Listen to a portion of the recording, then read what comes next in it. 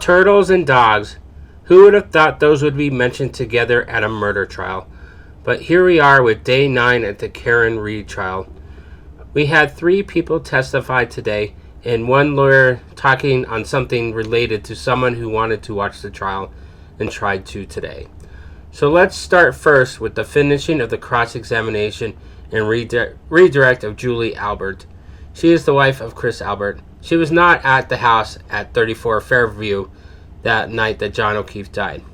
When we left it yesterday, Yannetti was asking Julie about the number of times she had called Michael Proctor's wife during the 7 months, and let's hear the clip. Ma'am, you will recall yesterday I broached the topic with you of how often you and Courtney Proctor speak to each other over the phone. Do you recall that line of questioning? Yes.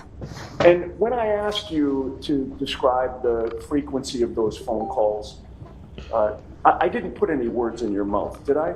I didn't suggest how frequently they were. You came up with the word? I don't really. Well, let me put it this way. When I asked you how often you talked to Courtney Proctor, you could have chosen any word in the English language to answer that question, correct? Correct. What was the word that you chose? Not often. I don't remember, How about honestly. rarely? Rarely. Yes. That was your word, correct? It could have been. I don't really recall. I don't recall. You don't recall telling this jury yesterday that when I asked you about how often you spoke to Courtney Proctor by phone, you said, well, rarely. I don't remember. What is your definition of rarely? Not daily. Not daily, not. Yes. Once in a blue moon? No. Rarely doesn't mean to you 67 phone conversations within a 7-month period, does it? A 67 time period in how many? 8 months? In about 7 months, 67 times. It's not a lot. I wouldn't think it's a lot. And Yannetti then tries to compare the relationship of Michael Proctor's wife to Karen. He asked how close Karen and Julie were and asked questions like if they went to a baby shower together. Then they talked about how long it would take Chris to get home from the waterfall that night. Again, this is to try and establish that their son Colin could have been at the Alberts' house that night later than they said. They talked about Julie having a migraine and if it could affect the knowledge of the time of events. And then they asked Julie about her perception of Karen and her appearance. She did not see Karen as being drunk or argumentative. And now we get to the turtle part of the case. There is a YouTuber who has become known as Turtle Boy who was able to get a seat in the courtroom today, and the Commonwealth has filed a motion to not allow Turtle Boy to sit in the courtroom during certain witnesses' testimony. Here is the start of the conversation. Okay, so why don't counsel identify yourselves, please? Sure. Adam Lally for the Commonwealth, Your Honor. Sarah McLaughlin for the Commonwealth. Good morning.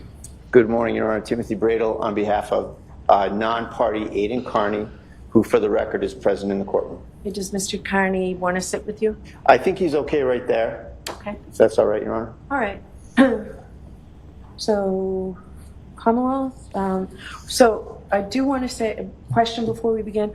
Commonwealth, in your motion to exclude an individual charged with witness intimidation in connection with this case from the courtroom during the testimony of certain witnesses, before we begin, are you advancing the concerns of the DA's office or the concerns of the witnesses themselves, or both?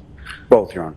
Okay, so... If I may, I'm sorry to jump in, but just if I may, I do have what I think is a pretty substantial procedural objection. Okay. Maybe I'd ask that you sort of just make a quick bifurcation of the issues here, and we can address the procedural issue before we get into the substance of the motion. Sure, I'll hear you. We could. Thank you very much, Your Honor. Your Honor, so the record is clear. because we may need an appellate record in this case. Okay. But I was here in the Norfolk Superior Court today, completely unrelated to Mr. Carney, my client, as you know, in the other matters. And I was here today on the matter of Commonwealth versus Tylee Curry for a motion to suppress. Which is a case that I am in the middle of Right. that motion to suppress with you. Exactly. And I actually figured that we wouldn't do the motion and get a date. But I was fully focused on that matter and had no notice whatsoever that the Commonwealth was in the Reed matter, was seeking to exclude my client as a journalist from this courtroom. The first... Turtle Boy's lawyer has to be kept on record for review. During the argument, Turtle Boy's lawyer said it was a violation of his client's First Amendment rights to not to be allowed in the courtroom.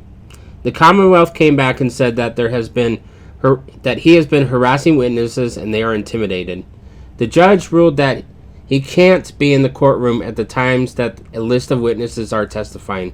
He will be escorted out, but will not lose his spot in the courtroom. The next witness up was Nicole Albert.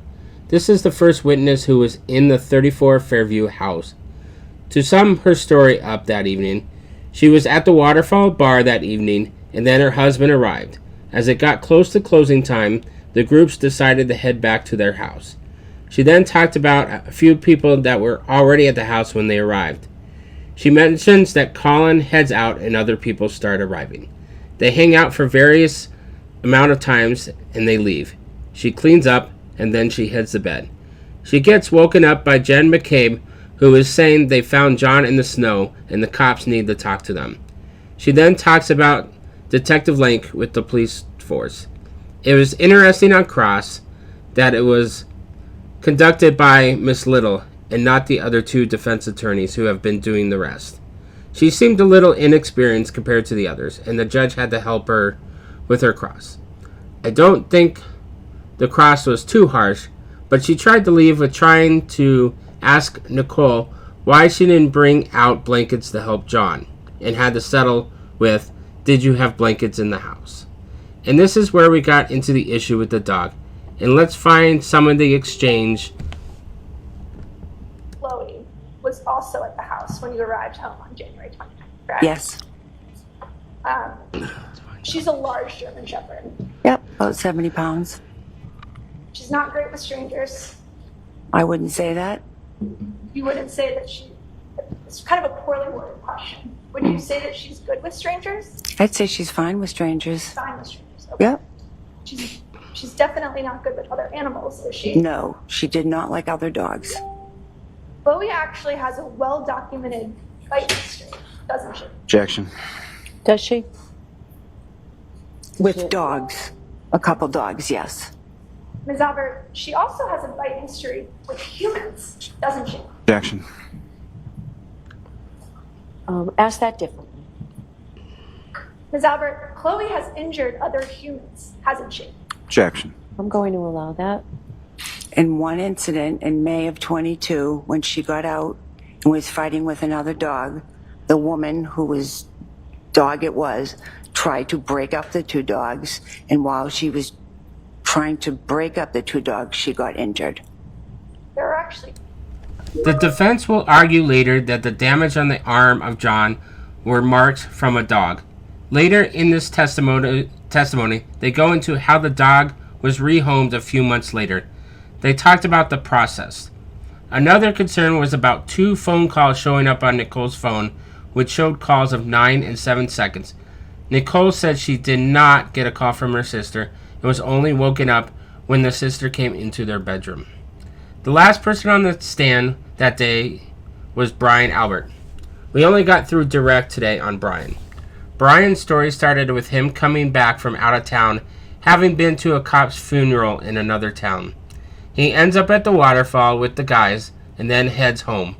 Brian then has to take the dog out in the backyard for the bathroom facilities and then hangs out with everyone and then goes upstairs to watch TV and then goes to sleep.